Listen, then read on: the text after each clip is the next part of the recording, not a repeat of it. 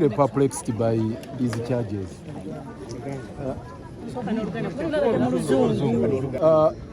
Bino byampuna byenyamiza kubanga zino charge sheet, zino charges ze baleese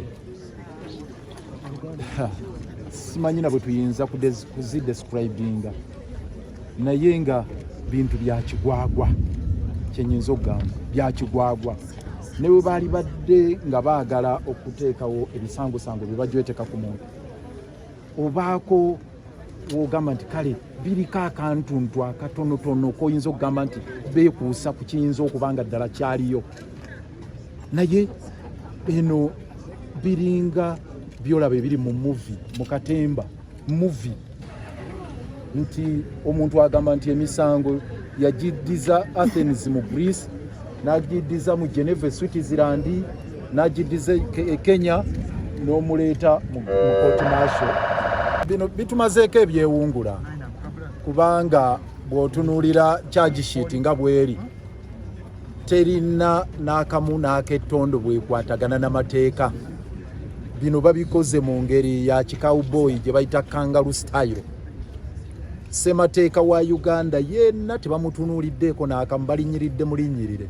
Semateeka yakirambika bulungi nti omuntu gw'osobola okuvunaana omusango n'ogamba nti gwe wazza omusango guno nga yaguddiza Uganda. Waliwo emisango emirala katugeze treason kale singa ade bagamba nti treason gye yaddiza eri naye tebabaguddeeko musango gwa treason.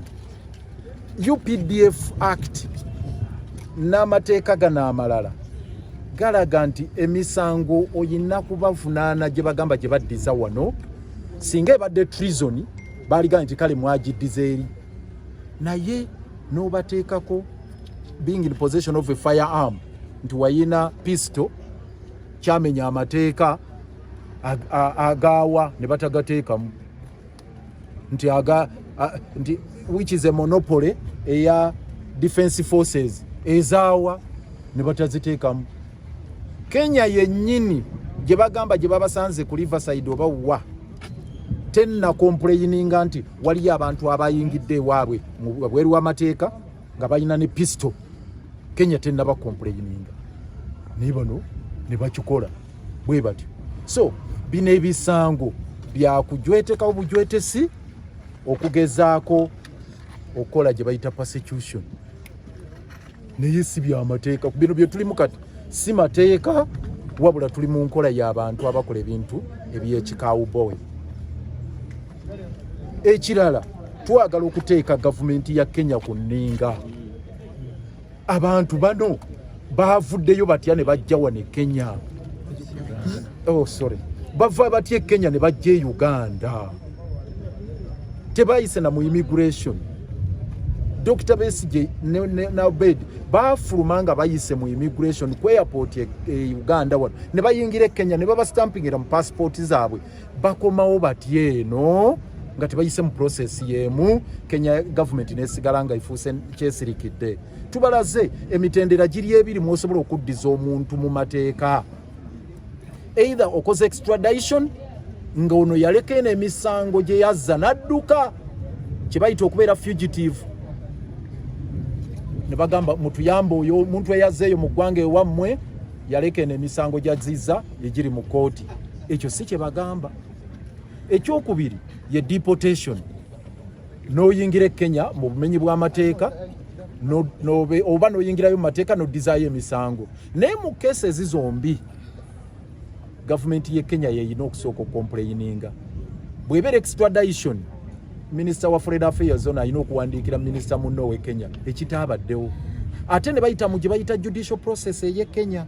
Amateeka bwe gagamba ag'extradition aga Uganda n'age Kenya ne bakutwala mu kooti ye Kenya nekola order ey'extradition ne bakuleeta oba nekola order eya deportation ne bakuleeta. Naye eno kidnap kuwamba buwambi muntu n'omujja mu room mu hotel n'omuleeta n'omusimba mu kooti.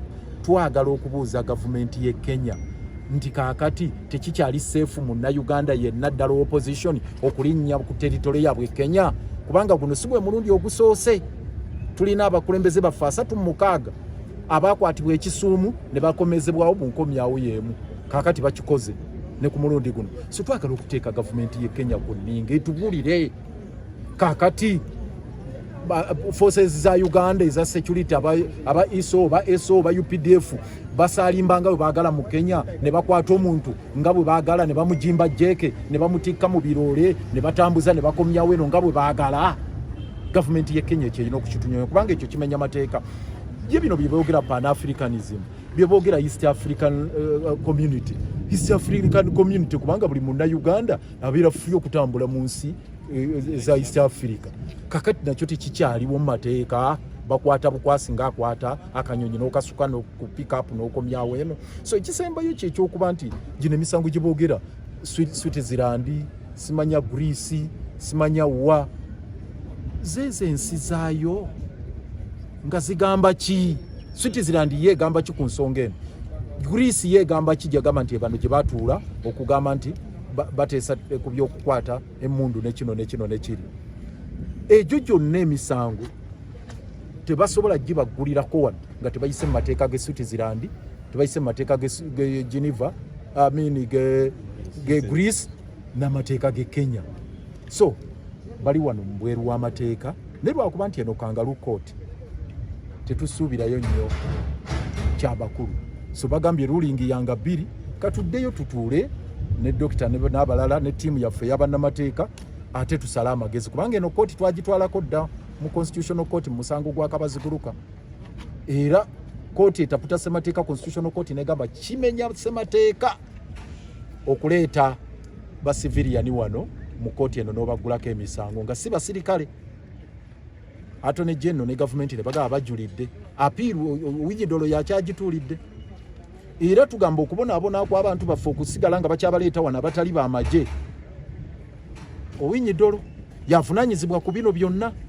Owiny-Dollo yali badde Supreme Court yasalawo ddegoye ku nsonga eno kubanga Owiny-Dollo yafulumya interim order kati giweze emyaka egyo 3 eno kooti eriwo ku interim order ya Owiny-Dollo egamba nti bagira bakyakola okutuusa nga Supreme Court emaze okusalawo kwa okujulira kwa Attorney General. Naye nga kooti yo taputa ssemateeka yo yakisalawo dda nti eno kooti terina kakwate konna ku misango givunaanibwa ba civilian ne baba kusanze ne mundu meka oba n'amasasa ameka si buvunaanyizibwa bwe kukozesa misango egyo. Katugamba Owiny-Dollo bw'osiba abantu baffe nga judiciary eri mu kkobaani n'abantu bano ne state okulaba nti abantu baffe baba persecutinga. So olutalo olwo tugenda nalwo maaso okulaba nga tulwanyisa kooti eno obutataba mu kuwuliriza misango givunaanibwa aba civilian. Ekyo tugenda kiteekako nnyo amaanyi era tuddayo mu kisenge okukola enteekateeka eyo.